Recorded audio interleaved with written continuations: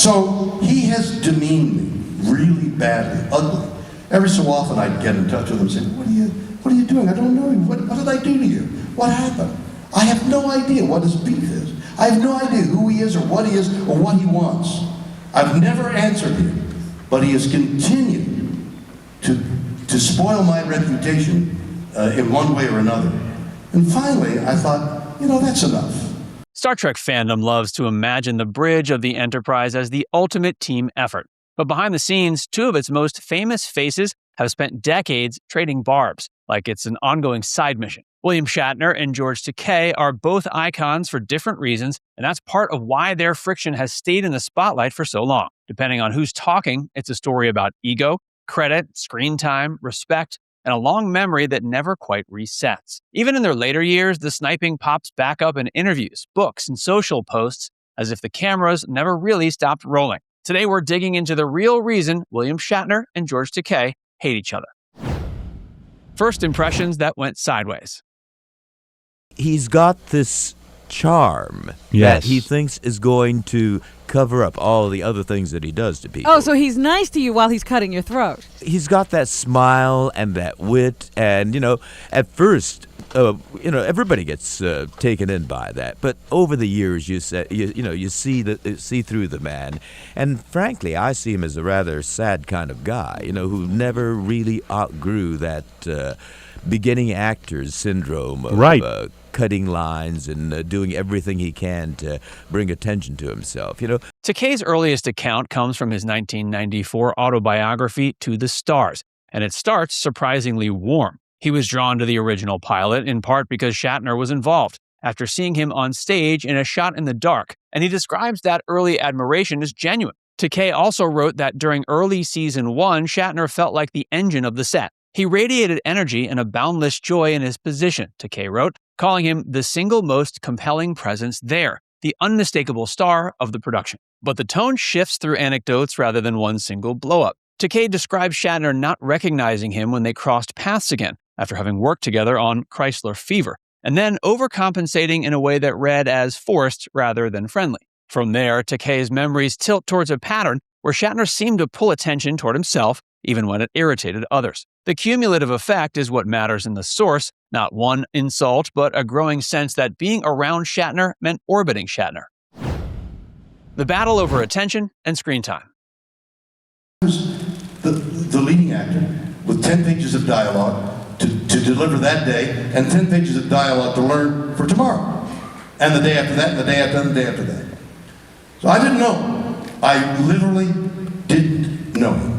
By the 2000s, Takei was no longer subtle in interviews about what bothered him. In a 2004 interview with the Television Academy, he reiterated the idea that Shatner loved being the center of attention, including claims that shots or lines could be redirected to favor Captain Kirk. This is also where the conflict stops being just personal chemistry and starts sounding professional. Takei frames this as the difference between a show that was supposed to be an ensemble on a futuristic ship and a production reality that often treated one or two characters as the whole event. In the 2001 oral history-style book Star Trek: The Original Series, A Celebration, Takei is quoted describing a specific frustration. Quote, "When Sulu's lines disappeared, and they did frequently, I knew why," he said, adding that others complained too. And, quote, "We all know what the source was." He also describes trying to lobby for more depth for Sulu, like family or relationships, while recognizing how power actually worked on set. In that framing, the feud isn't just about personality, it's about who got to matter, who got to speak, and who felt pushed to the margins. The roast moment and the pressure valve. Despite our tensions, I am honored that you invited me to be here with you tonight. I can finally say what I've waited 40 years to say.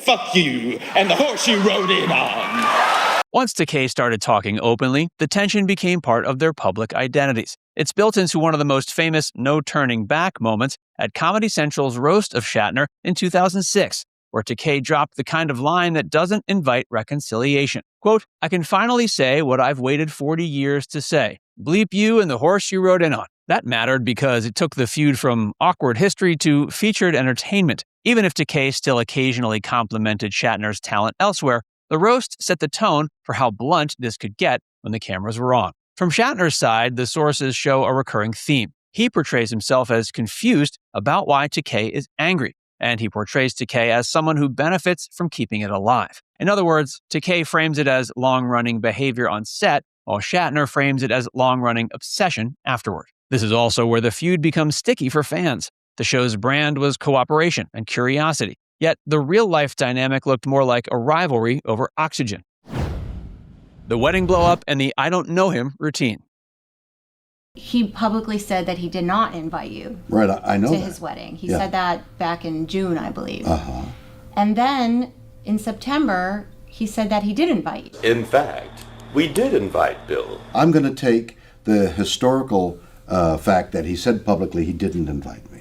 I would not expect him to invite me to a place where he wanted to be surrounded by love, and he'd see my little red face poking out there and look at me and feel whatever enmity he feels. For what reason, I do not know. In 2008, the feud reignited around Takei's marriage to Brad Altman, and the question of whether Shatner was invited, snubbed, or simply didn't show.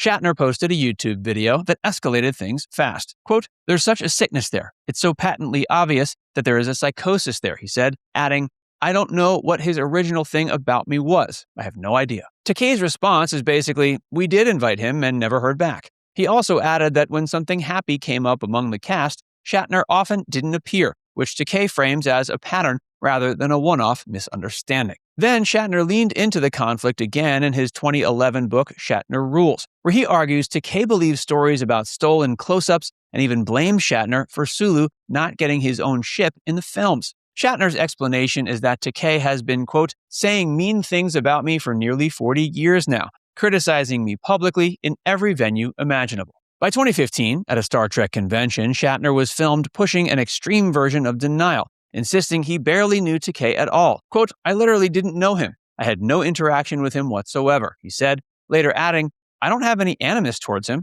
I don't know who he is. I want you to hear this. I do not know who George Takei is, what drives him, what makes him. I have no idea who he is. He invites me to his wedding. I don't know him." In the last 50 years, the man has blackened my reputation. I pride myself on being a professional actor. I'm there on time. I know my words. I'm amenable to almost anything because what's important is making the performance and nothing else. I don't have to be there for of a spaceship being brought out. One of the things he has against me, I wasn't at the debut of the Enterprise in someplace. I was working. Late career sniping and why it never ends. We were no longer, relevant to the new audience. I mean, can you imagine Bill Shatner running down those corridors like Chris Pine did? Yeah. That's not a pretty sight.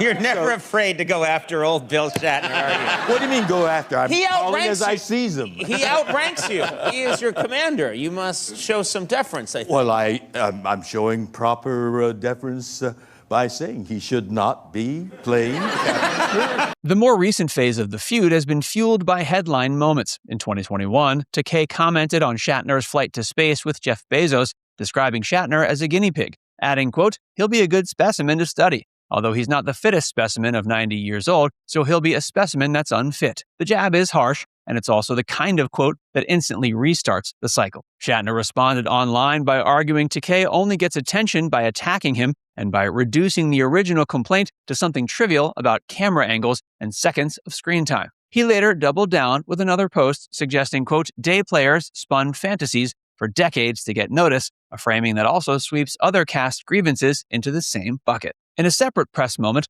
Shatner told The Times he began to think disgruntled former castmates did it for publicity, calling it weird to still be on it decades later. The point is the irony. Minimizing colleagues while insisting they harmed him is a strange combination. Takei's most direct recent summary comes from a 2022 interview with The Guardian where he tried to avoid the topic then didn't. Quote, "I have much more substantial subject matter than I want to get publicity for, so I'm not going to refer to Bill in this interview at all," he said, adding, "although I just did." He capped it by calling Shatner, quote, "just a cantankerous old man," And when asked if he'd always been that way, Takei replied, he was self-involved. He enjoyed being the center of attention. He wanted everyone to kowtow to him. Now it's time to hear from you. When you look at the Shatner and Takei feud, do you think it's mostly about on-set power and screen time? Or do you think it turned into a personal grudge that took on a life of its own? Let us know in the comments section below.